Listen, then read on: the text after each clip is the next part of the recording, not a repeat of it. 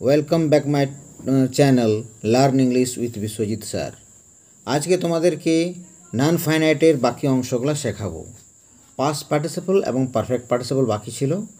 যেমন being plus V3 এটা হচ্ছে perfect participle, having plus V3 এটাও পারফেক্ট পার্টিসিপল। এর মিনিং বুঝো। যেমন বিং রিটায়ার্ড মিন্স অবসরপ্রাপ্ত হয়ে, হ্যাভিং ডান দিস এটা করে, এটাকে নমিনেটিভ অ্যাবসলিউট বা অ্যাবসলিউট ফ্রেজও বলা হয়। পাস্ট পার্টিসিপল যেমন ভার্বের তৃতীয় রূপ, written, burned, broken, buttered, loaded, painted, educated এবং কনফিউজড। যেমন I saw a burned child, আমি একটি পড়া ছেলেটিকে দেখলাম।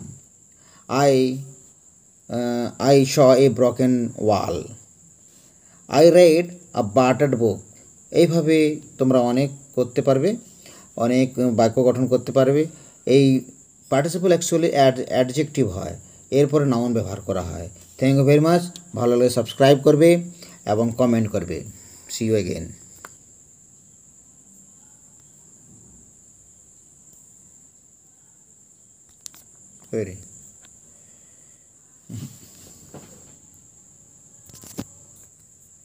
Welcome back my channel learn English with Biswajit sir. আজকে তোমাদেরকে নন ফাইনাইটের বাকি অংশগুলো শেখাবো। পাস্ট পার্টিসিপল এবং